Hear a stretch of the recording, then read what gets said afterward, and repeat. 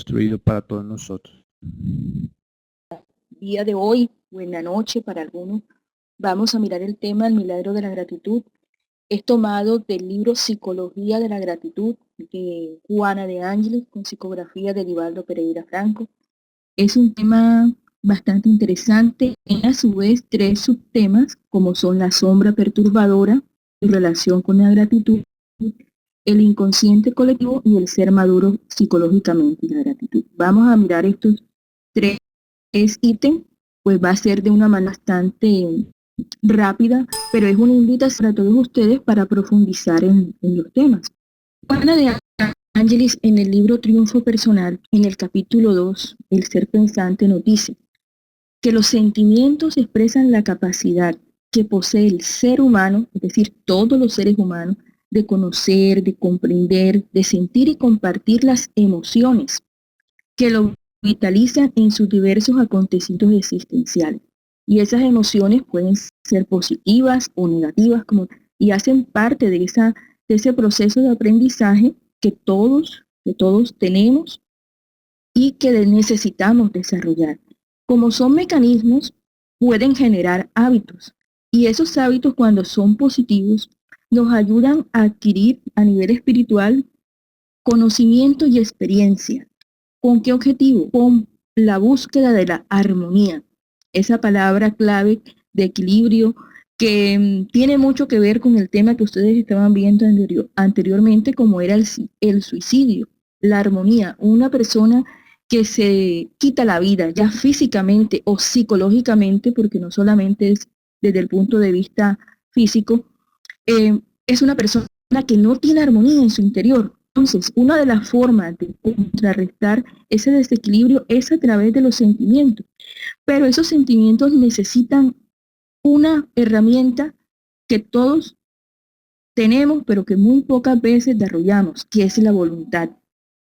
¿Por qué? Porque a través de esa voluntad dignificada, bien orientada, nos ayudan a conseguir equilibrio y a conseguir los fines que perseguimos. Nos dice Jason de Camargo en el libro Educación de los Sentimientos, en el capítulo Evolución Humana, que los sentimientos constituyen la médula de la espiritualidad, es decir, la base, el armazón, haciendo una analogía con la columna vertebral. Desde el punto de vista espírita, los sentimientos fueron aflorando progresivamente en la psiquis. Es decir, que nosotros cuando pasamos por los diferentes reinos de la naturaleza íbamos desarrollando instintos inicialmente, tal como nos lo dice la pregunta 73 del libro de los espíritus. Ese desarrollo es a través de las energías que nosotros íbamos modificando durante nuestro devenir en esos estados. Esas energías que nosotros mismos imprimiendo en nuestro periespíritu. Luego, después que evolucionamos un poco más, esos instintos comienzan a transformarse en emociones, luego en sentimientos y por último en virtudes. Tal. ¿Para qué? Porque estas virtudes, que es ya los sentimientos superiores como tal, son las que nos ayudan a conectarnos y a sentir, como decía la primera definición, a comprender las emociones propias y las emociones ajenas. Cuando los sentimientos son inferiores, siguiente diapositiva, es decir, cuando nos quedamos en esos instintos mal trabajados, en esos instintos que no hemos sabido dominar, construimos nosotros mismos presidios sin rejas, que hacen que nosotros mismos nos limitemos a nivel emocional y espiritual como seres humanos, obstaculizando nuestro proceso de iluminación, generando algo que a nadie le gusta, sufrimientos. No solamente sufrimientos físicos, sino los sufrimientos psicológicos, que generan más caos y más traumas que los mismos físicos. Los sentimientos inferiores no trabajados son responsables de los resentimientos, de la rabia, de los celos, que se transforman poco a poco cuando no son trabajados, cuando no son enfrentados en conflictos graves del comportamiento humano, que pueden degenerar como decíamos inicialmente, en suicidios, pero también en homicidios físicos y mentales. Podemos observar esta figurita, la tristeza en la manzanita de la derecha, cuando presenta una máscara de sonrisa ante los demás. Esa sensación interior hace parte de esos sentimientos inferiores, esas emociones que no han sido trabajadas y que nos hace ocultarnos ante esa alegría maquillada, disfrazada ante la sociedad. Nos dice Ney Prieto, siguiente diapositiva, en el libro Síntesis del Manual Práctico del Espírita, que es un libro muy sencillo que trabaja la reforma íntima, que nuestro objetivo es cambiar estas imperfecciones que hacen parte de nuestro ego, de nuestro lado negativo, en virtudes que ya hacen parte del self. Y nos presenta una lista que la podemos abrir, en donde debemos resaltar las dos palabras claves que nos habla el maestro Kardec en todos los libros, en toda su codificación, que es el orgullo y el egoísmo.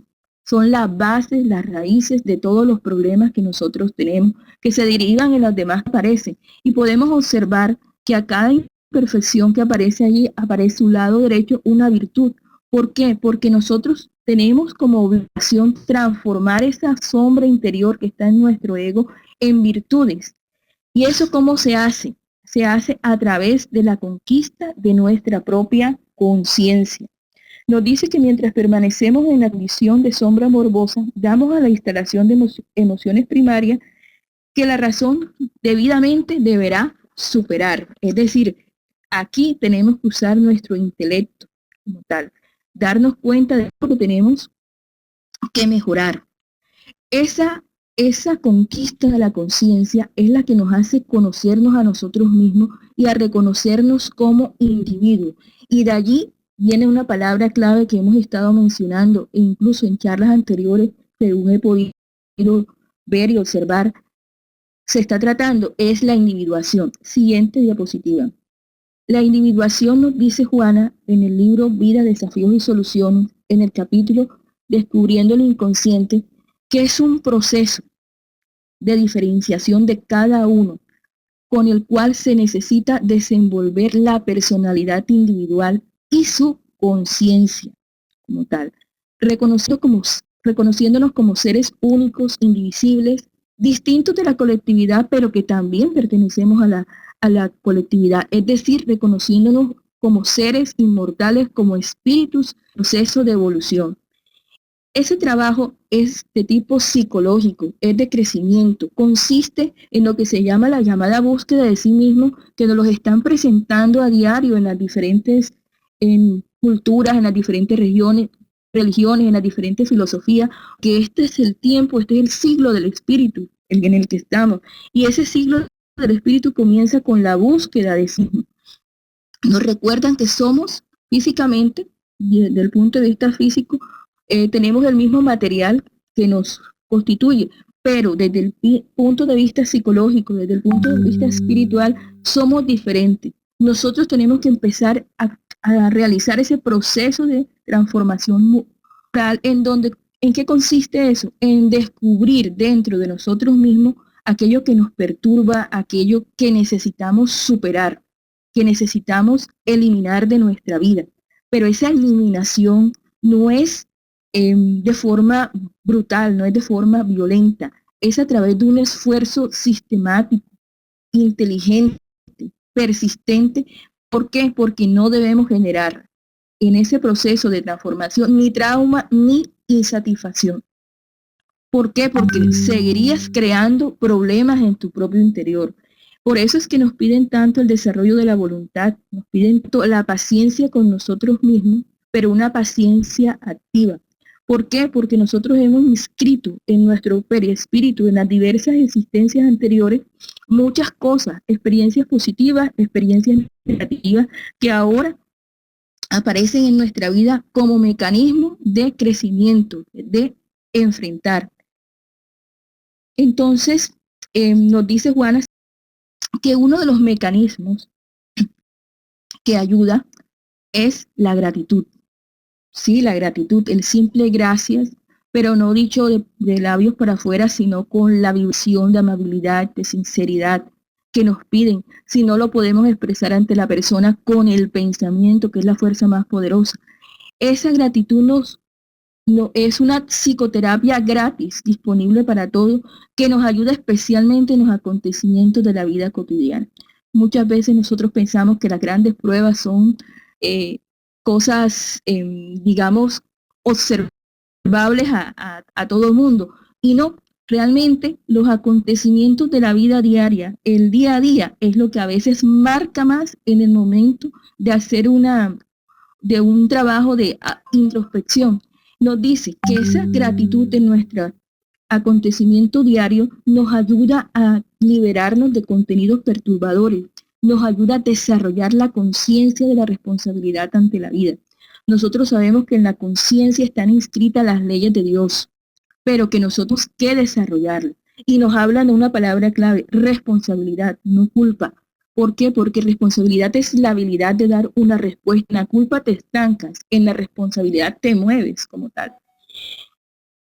Y una de las cosas que uno tiene que tener presente es que somos seres trascendentales. No solamente somos cuerpos, sino también somos espíritus.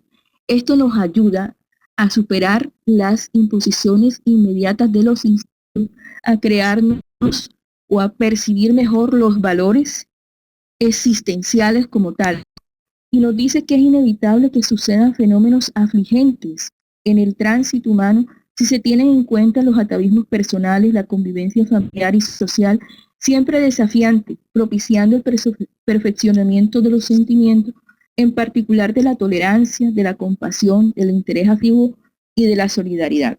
No podemos ser claridad en la calle y oscuridad en nuestra casa. No podemos ser espíritas de medio tiempo o aprendices de espiritismo de medio tiempo. Tenemos que ser siempre luz, especialmente en nuestros hogares, que es la escuela, taller, como nos dice Juana, como nos dice Manuel, en donde están los personas con las cuales tenemos más deudas, con las cuales necesitamos aprender y que también necesitamos enseñar. A esto nos están llamando, a esta sencilla gratitud como tal. Siguiente. Entonces, nos aclara Juana algo bien importante en esta diapositiva. Ahí vemos una flor de loto. Sabemos que la flor de loto pues crece en los pantanos y tiene un olor muy particular. Los que han tenido la dicha de apreciarlo, nos dice y nos esclarece Juana esto. En general se supone que la gratitud es un sentimiento sublime, es decir, un sentimiento superior, que produce los milagros del amor atentos a su carácter retributivo. Y uno dice, bueno, pero ¿por qué Juana de Ángelis está hablando de milagros si el maestro Kardec nos explica en el libro de los espíritus y en la Génesis especialmente de que los milagros no existen? Simplemente son cuestiones que todavía la ciencia no ha desarrollado. Nosotros tenemos que recordar que la ciencia es ensayo y error. Cuando aquí están diciendo que ese sentimiento produce milagros de amor, nos están explicando ella también de una forma científica que nosotros necesitamos experimentar, que necesitamos poner en práctica día a día, en todo momento, en todo lugar, para poder generar ese cambio, ese milagro, eso que la gente de pronto no encuentra en explicación. Y nos dice algo, sí, es verdad, eso cuando a mí me dan las gracias, cuando a mí me reconocen, yo me siento bien. En mí hay un hacia emociones y sensaciones diferentes, pero nos dice algo.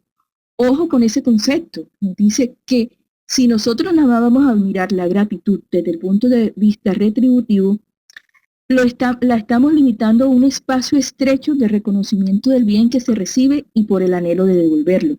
Y nos dice ella, ¿saben qué? Eso es mucho más sutil y mucho más profundo, porque debe trascender, es decir, ir más allá de la compensación por lo que se recibe y se vivencia.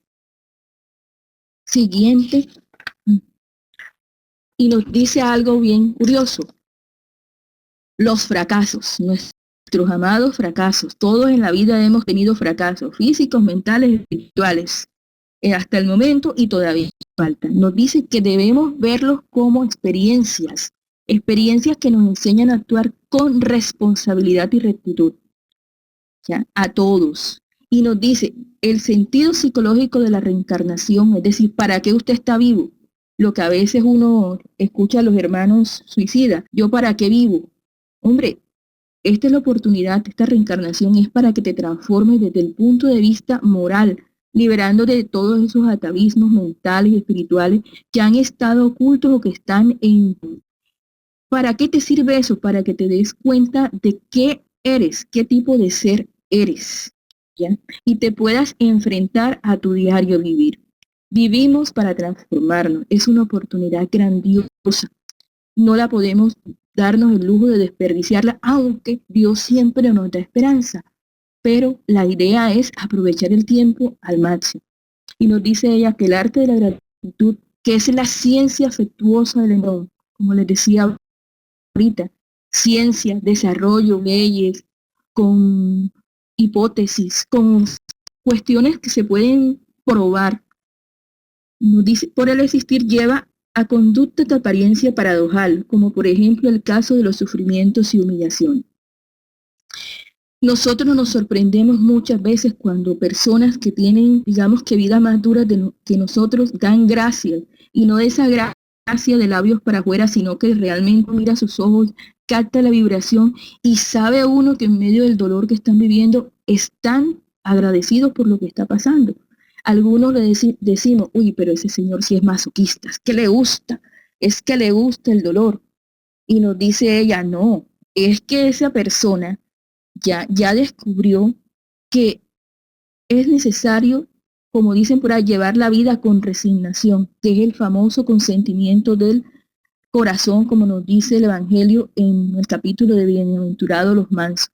San Agustín, siguiente diapositiva, nos recomendaba que debíamos, en lo posible, vivir con coraje y resignación las aflicciones, incluso aquellas de apariencia cruel. Y en el capítulo 14, honrad a vuestro padre y a vuestra madre, en el ítem 9, nos da un consejo que hay que mirarlo con mucha calma. Las pruebas difíciles, escuchadme bien, casi siempre son indicios del final de un sufrimiento. Es decir, una prueba dura, no solamente miremos las pruebas duras desde el punto de vista físico, hay pruebas mentales y espirituales que de pronto la gente no se da cuenta que también nos tocan. Nos dice que si si las aceptamos con el pensamiento puesto en Dios, nos van a ayudar a finalizar el sufrimiento. Con el pensamiento puesto en Dios, es decir, entendiendo el famoso consentimiento del corazón y el consentimiento del corazón, de la razón, que va muy enlazado de esto. Y nos dice, siguiente, que las pruebas constituyen bendiciones que la vida le proporciona al ser que merece condena. Es decir, cualquier prueba que estamos pasando es porque no las, por eso dicen por ahí, no las merecemos. Porque hemos cometido abusos contra las leyes divinas o porque también en algunos casos hay algunas pruebas que necesitamos aprender algo y la única forma de, digamos que de recuperarnos nosotros, especialmente de un factor que se llama culpa, que es lo que a veces no nos deja avanzar, es experimentando la prueba, es entendiendo ese sufrimiento con dignidad, con la cabeza y el corazón, para de esa manera poder evolucionar. Y esas pruebas evolutivas que tenemos como seres humanos transcurren siempre dentro de una programación marcada por varias y sucesivas etapas de alcanzar el estado luminoso. Esas programaciones siempre no las hacemos con nuestros guías, con los espíritus superiores, que nos ayudan a ver qué es lo que realmente necesitamos. Nunca nos dan una prueba que no podamos superar. Esa es una palabra clave. Nunca nos dan una prueba que no podamos superar. Lo que pasa es que a veces nosotros en medio de la prueba se nos olvida, nos bloqueamos. Y eso hace también parte del proceso de aprendizaje. Hay que reconocer ese bloqueo, pero a la vez dar un paso hacia adelante. Siguiente, la gratitud por los fracasos aparentes, es decir, cuando una persona logra ver un fracaso como un acto agradable, entre comillas, un acto positivo, porque en cualquier fracaso, cuando ya pasa todo digamos que la bulla, cuando pasan los años y uno lo revisa, uno se da cuenta de que ese fracaso lo ayudó a crecer. Es decir, en ese momento en que uno reconoce eso, que se da cuenta que hace parte del aprendizaje, que tenía una razón de ser, en ese momento nosotros hemos avanzado como tal. Ahí en ese momento hemos madurado. ¿Por qué? Porque ya entendimos por qué sufrimos. Es especialmente, digamos, que de resaltar personas que no tienen que esperar tanto tiempo, que enseguida captan el mensaje. ¿Por qué? Porque en ese momento estas personas han dado un pasito hacia adelante en ese, en ese proceso, en ese proceso evolutivo como tal. Y nos dan aquí un consejo: ¿qué es mejor? Esas pruebas, padecerlas, esos fracasos, experimentar. Pablo, que nosotros debemos ser gratos en todo momento, en toda situación buena o mala. ¿Por qué nos decía Pablo esto? Espérate un momentico, Víctor. Déjalo ahí si quieres, pero espérate un momento. Pablo nos dice esto porque él decía que cuando nosotros tomamos conciencia del deber y lo vivimos dignamente, cuando consideramos cualquier dificultad y cualquier sufrimiento como un fenómeno natural en nuestro proceso para integración con Cristo, ya hemos avanzado. Esa es una enseñanza que Pablo nos dejó con su vida, en Pablo y Esteban, en los diferentes relatos que podemos entender. Esa modelo de vida, esos modelos de vida nos ayudan a ver que sí se puede. Especialmente otro modelo que todos conocemos es Francisco de Asís. Francisco de Asís daba las gracias por todo. Él lo hacía porque él entendía que la única manera de no guardar morbos emocionales en la mente psíquica era agradecer. Cuando uno no deja que ese tormento se incruste en la mente, en el corazón, en el periespíritu, en el espíritu como tal, ¿qué hace uno? Ese sitio lo ocupa con emociones de tranquilidad. Entonces los sentimientos inferiores no se van a instalar dentro de nosotros. Y es así, de esa manera, que, por ejemplo, cuando se recibe el anuncio de una enfermedad irreversible, de algún acontecimiento grave y mutilador, si nosotros somos en ese momento agradecidos con la situación, podemos hacer un cambio a nivel de nuestra supervivencia en el cuerpo somático y también en el cuerpo periespiritual. Tanto es así, Francisco hasta bendijo la hermana muerte en el famoso Cántico de las Criaturas. Nosotros hemos escuchado hablar la sombra, no, usted tiene una sombra. Bueno, ¿qué es la sombra realmente? Aquí un psiquiatra, médico psiquiatra, Friedrich Deutsch, nos dice que todas las criaturas humanas poseemos un lado sombrío, un lado oscuro, que a veces es considerado como el lado negativo del ser. Ese es el concepto que normalmente manejamos. Y nos dice que la sombra, o sea, ese lado oscuro, es casi siempre de muchas de las aflicciones que se graban en el ego, es decir, en nuestras imperfecciones,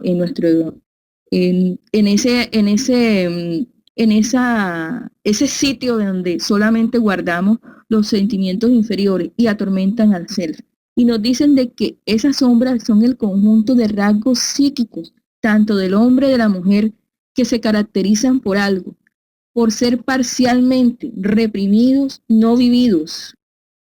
Miren lo delicado que es esto. Cuando reprimimos y vivimos ciertas cosas por razones educativas o sociales o de diferentes índole, automáticamente estamos nosotros alimentando ese cuarto, esa bolsa de basura de emociones inferiores. Miren lo que ni siquiera la palabra clave es parcialmente, es decir, las aceptamos a media, reconocemos a media y nos quedamos a media porque no los enfrentamos. Nos dice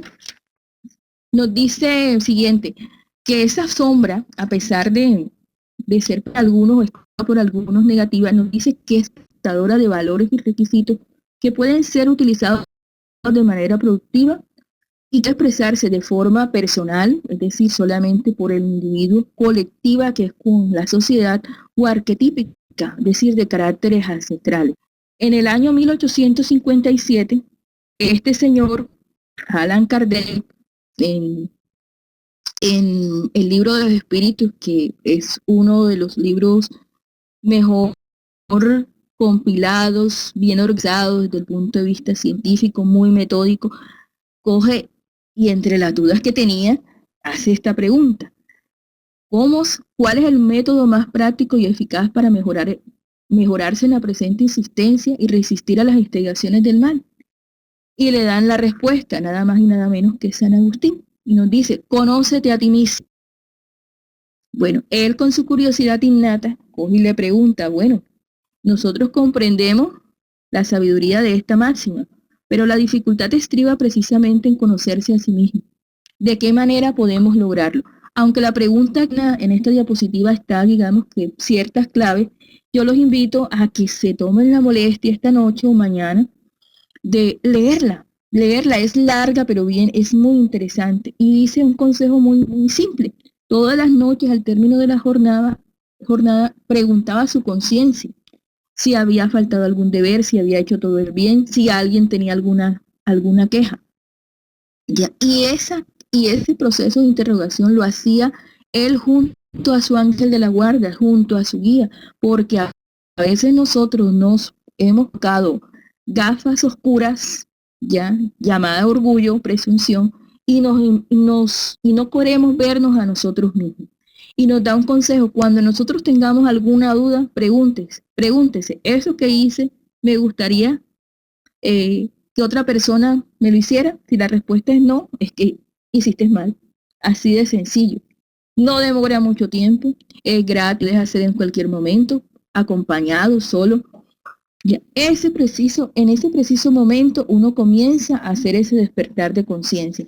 Siguiente, Ney Priet nos dice que el plano espiritual se vale de tres cositas en ese proceso de conocerse a sí mismo. O sea, cuando uno se decide a ese trabajo de conocerse a sí mismo, hay tres diferentes formas, o quizás más, que es primero mediante el análisis, el otro con la convivencia con el prójimo, cómo nos ven, cómo nos comportamos, y la otra es a través del dolor. ¿Sí será que todo esto que leemos de espiritismo, en diferentes cosas, somos capaces de ponerlo nosotros mismos en práctica? ¿Mm? Eso es una pregunta que cada quien debe realizar, que cada quien debe evaluar. Nos da cuatro tips como tal para ese proceso de mejoramiento. La primera es tomar conciencia de los contenidos reprimidos, es decir, reconocernos como individuos. Luego, ese contenido integrarlos a nosotros mismos a través de procesos de aceptación de responsabilidad personal, de comprensión de nuestra propia sombra, o sea, de nuestro lado negativo. Después de eso nos presenta un tercer paso, que es identificar las aspiraciones no concretadas o vivenciadas, no repetirlas, diluirlas conscientemente para superarlas. ¿Cómo así? Identificar lo negativo de nosotros, lo que no hemos concretado, lo que no hemos vivenciado, lo que nos retrasa, y ver qué es lo que lo produce. No lo vas a quitar, como dicen por ahí, de forma violenta o brutal, sino dilución como tal. Y una de las formas que desde antes nos insinuaban es exteriorizarla de acuerdo a cómo nosotros nos sintamos mejor. Puede ser al diálogo, a través del arte, de la pintura, de diferentes, de lo que tú como ser humano, no como dice el vecino, no como dice tu familiar, como tú te sientas mejor. En ese proceso vas a comenzar a ver qué cosas son tuyas como tal, qué cosas son de educación, de costumbres, de sociales, y qué cosas vienen de reencarnaciones anteriores. Luego que se identifican, hay que preguntarse que si ese estado es o no necesario para tu vida. Eso se puede hacer a través de la meditación como tal. E incluso hay personas que les gusta, digamos que focarse en las reencarnaciones anteriores, pero focalizarse de un modo no adecuado, es decir, ¿qué fuiste en una vida anterior? Reina, rey, príncipe, militar, científico. No se focalizan en lo importante, que es qué fue lo que dejaste de hacer, qué hiciste mal. Y eso a veces no es necesario eh, hacer regresiones, como algunos consideran, no, simplemente evalúe su vida. Evalúe las cosas que siempre se repiten, aquello que es constante, aquello que te molesta, aquello que te perturba, y ahí tienes una respuesta simple y sencilla.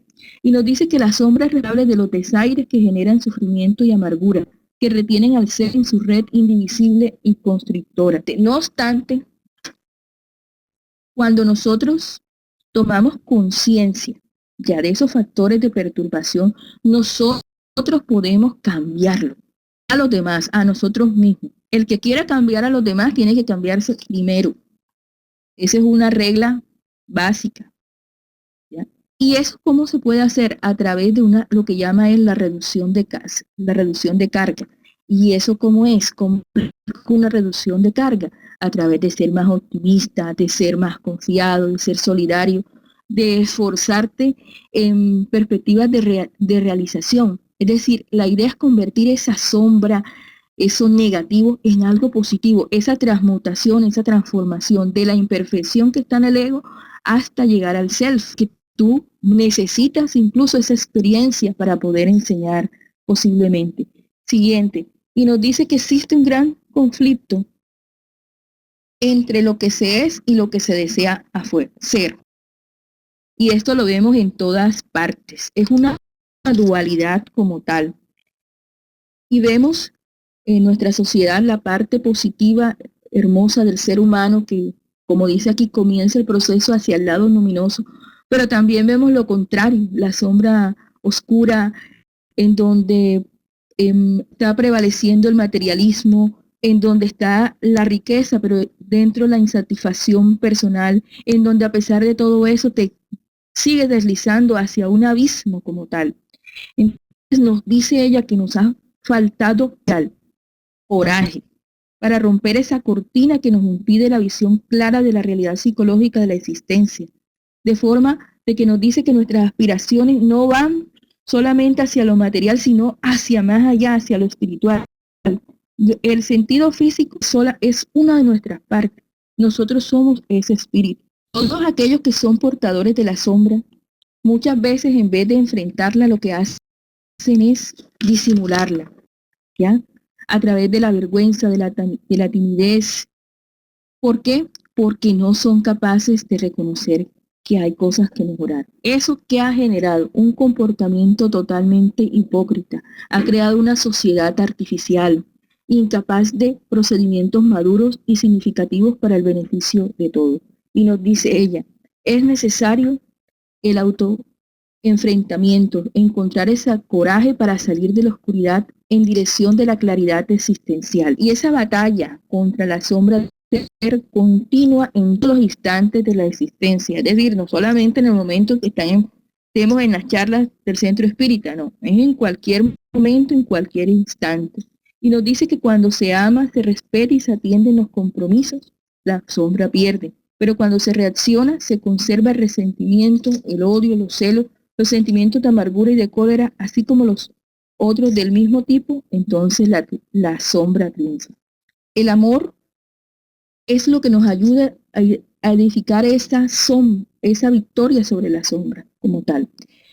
Y nos invitan a algo muy particular, es a dar pasos hacia adelante para diluir ese lado tenebroso, para superar ese miedo como tal, para despertar esa parte negativa en nuestra conciencia, para aceptarla, pero a la vez teniendo en cuenta que hay que transformar de negativo hacia positivo. De esa manera la sombra se transforma en un árbol dadivoso, porque del miedo o disgusto por lo que se es, se va sobre el amor de lo que se desea hacer. Nosotros, aquí esta chat nos dice algo bien importante. Cuando nosotros reconocemos a la vida, cuando somos gratos con lo que ella nos ha dado, bueno, malo, feo, en ese momento del tiempo comenzamos a trabajar por nuestro progreso, derrotamos a nuestra sombra.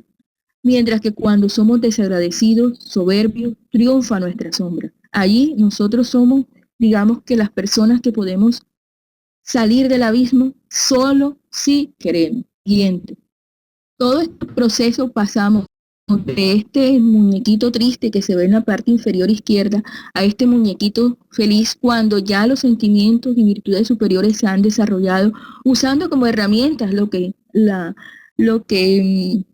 digamos que el grafiquito que está ahí de conocerse a sí mismo. Ese cambio positivo o negativo que uno va dando a la sociedad siguiente, comienza a conformar lo que se llama así, el inconsciente colectivo siguiente. Nosotros sabemos que el inconsciente es el conjunto de todas las experiencias y elementos del grupo social, pero ese grupo social comienza desde las experiencias y conocimientos de los seres humanos, que eso no solamente son las experiencias propias de vida actual, sino también de las reencarnaciones anteriores, que hacen parte de nuestra historia. Eso nos lo dice Juana Autodescubrimiento. 4 ejemplos de algo que está en nuestro inconsciente colectivo: la violencia, la esclavitud, las diferencias de raza y de color, las peleas religiosas y por supuesto la parte mediúnica, que ha sido vista hasta ahora, es que es reconocida como algo del espíritu. Antes todo esto, por lo menos la parte mediúnica, era mirada desde un punto de vista negativo. Hoy hemos aprendido que debemos respetarnos en cuestiones religiosas, y el libro de los espíritus nos recuerda de que todos los seres humanos somos creados simples, sencillos e ignorantes.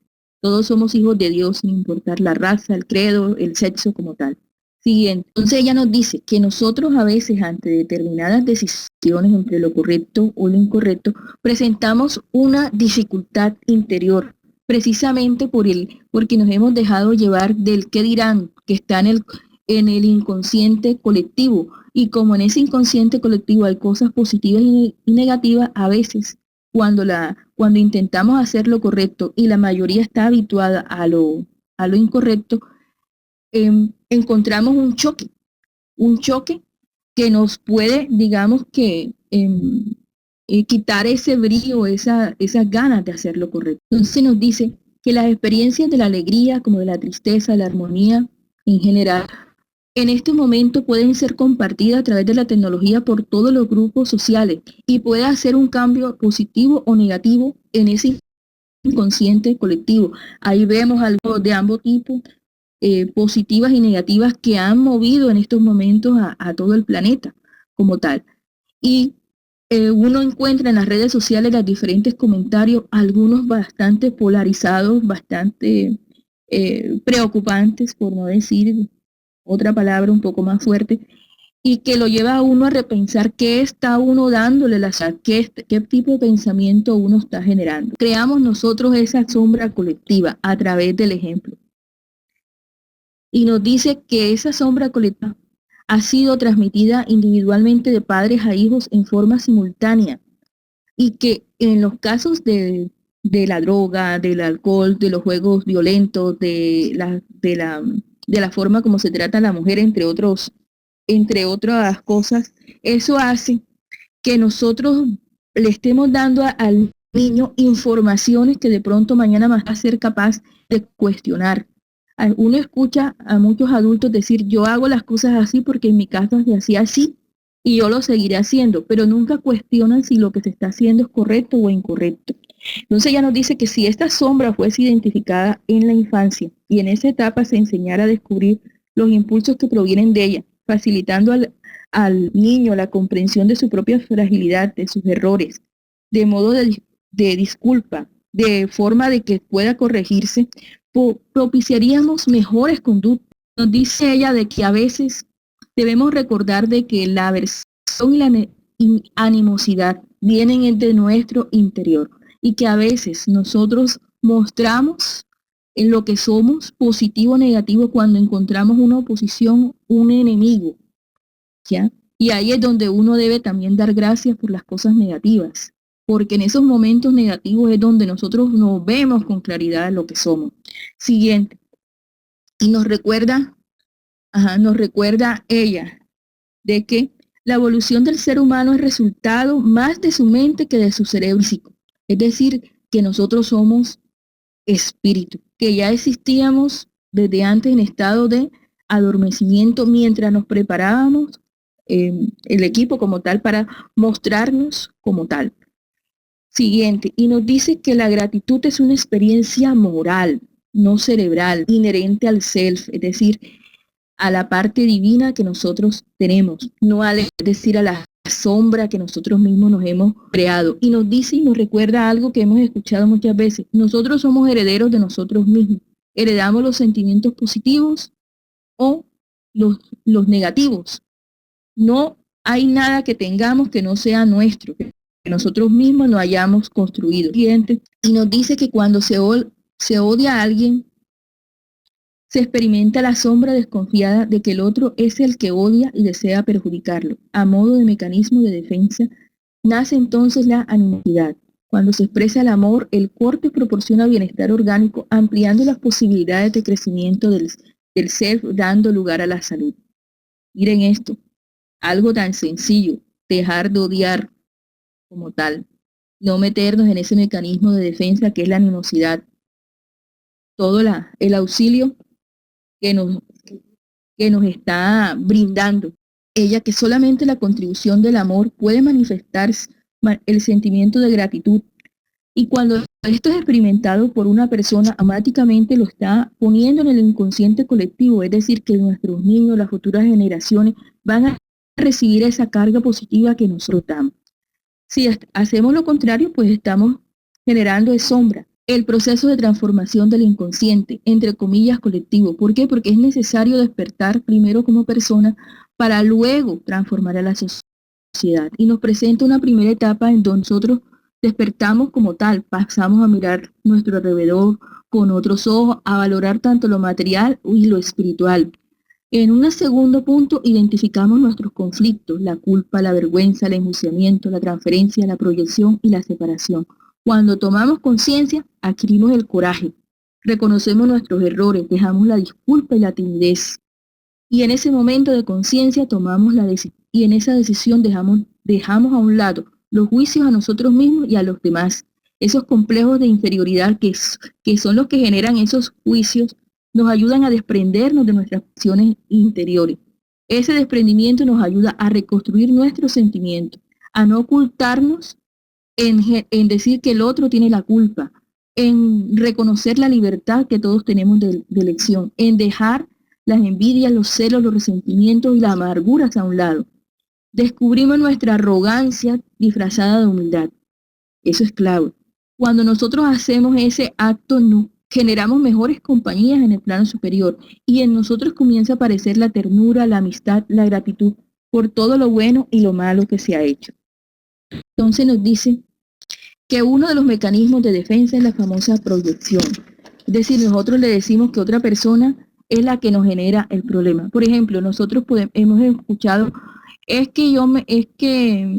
una frase, mi matrimonio está mal porque mi papá o mi amigo influyen. Ya, ¿cómo vas a decir tú eso? Siendo de que tú estás allí generando un mecanismo de defensa, culpas a otras personas, cuando el problema es tuyo.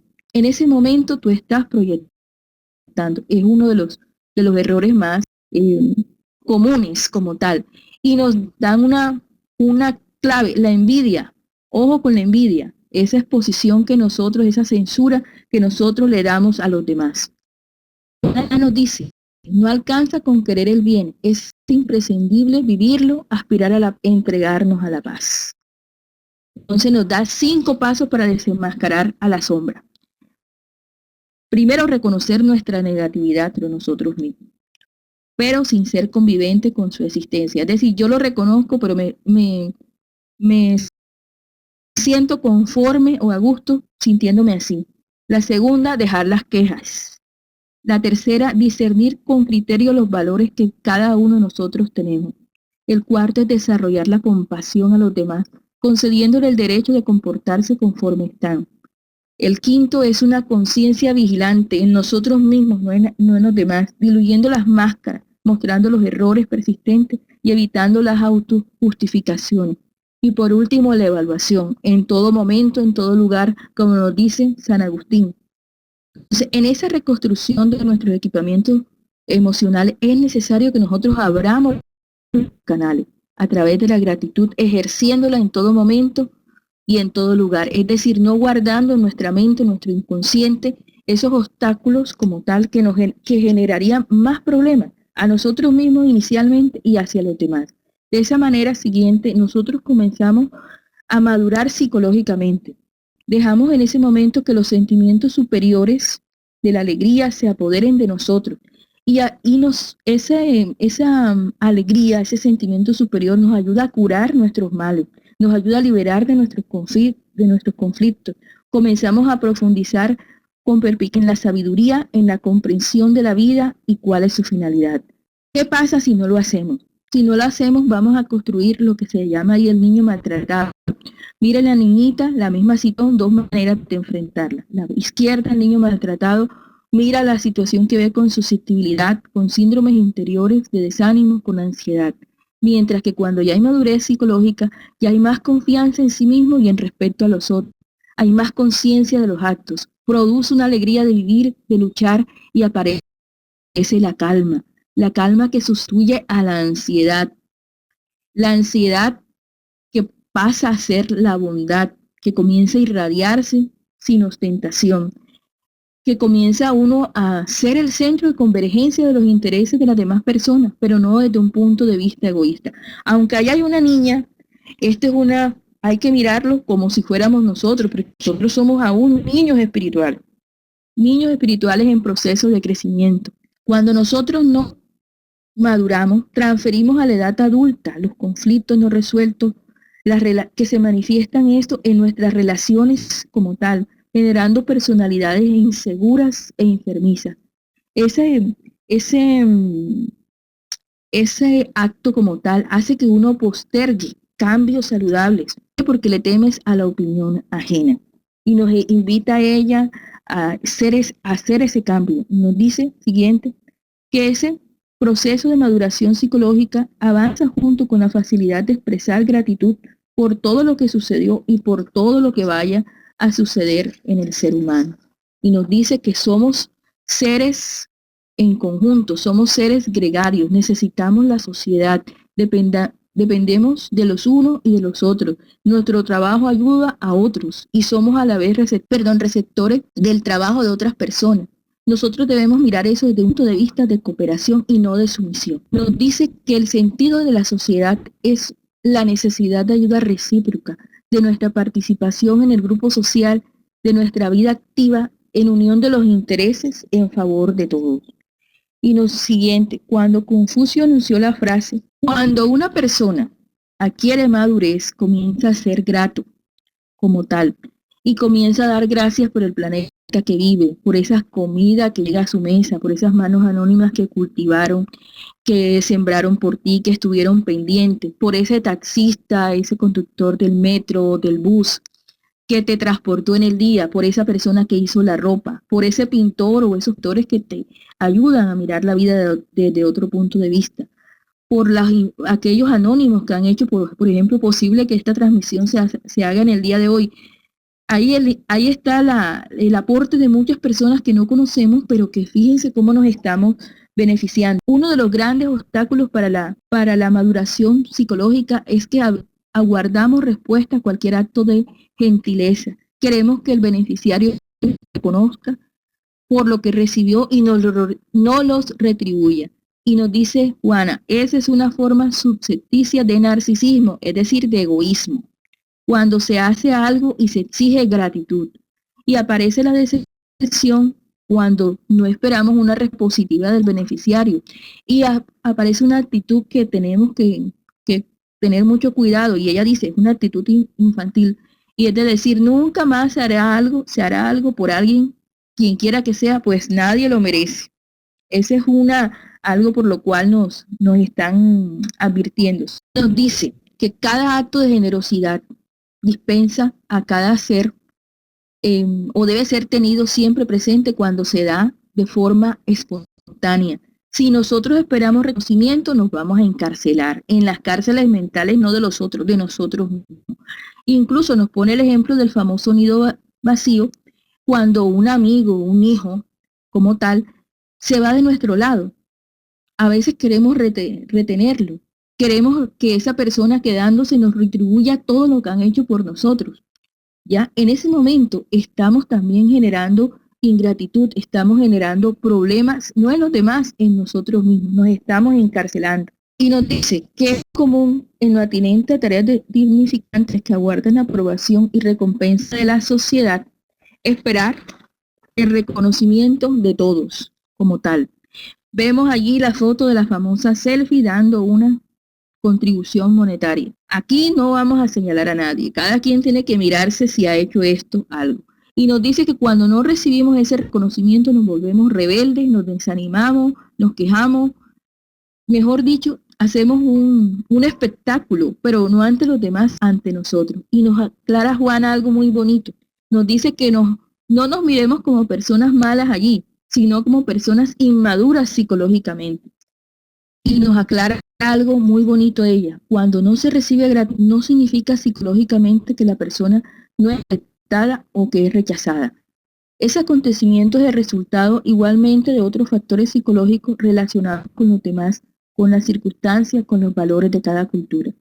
Lo ideal es que se viva a favor de la gratitud sin recibirla. A favor de la gratitud, ojo, a favor de la gratitud sin recibirla, valorizando el lado claro de la vida, sus bendiciones y sus contribuciones existenciales que nunca esperan recibir aplauso. Y nos ofrece como conclusión, ya, estas son las dos últimas charlas. Nos dice que Jesús nos recuerda a Jesús de Nazaret. Hoy en la lectura de la ambientación de esta tarea, lo hermoso de la lectura es que va en concordancia con este mensaje final de ella. Dice, Jesús el hombre luz, el único ser que no tuvo al lado la sombra, el mayor ejemplo de madurez psicológica, que dedicó su vida a la gratitud por el amor con que enriqueció la tierra, viviendo exclusivamente para el amor y el perdón, la misericordia y la compasión. Él nos dio amor. ¿Qué recibió de nosotros? Dice que pese al bien que hizo y a las fabulosas lecciones de sabiduría que legó a la posteridad, recibió la negación de un amigo y la traición de otro, quienes con certeza se arrepintieron tal como nosotros conocemos. ¿Qué más recibió? La persecución gratuita de los narcisistas y los inmaduros, temerosos y egoístas, la infamia, el abandono, la exposición a la realidad arbitraria, a los azotes, a la crucifixión. Vean todo lo que recibió Jesús. Y nos dice ella, pero retornó triunfante a la inmortalidad, exaltando la vida y a Dios en estado luminoso. Y nos quedamos con ese ejemplo del Maestro Jesús en nuestra mente. Fue el que peor recibió de nuestra parte. Y sin embargo, con qué amor se entregó. Nosotros, y no esperaba para nada, y no espera para nada gratitud de nuestra parte. Y nosotros esperamos muchas veces de los demás aquello que nosotros aún no hemos trabajado en el interior. Muchas gracias.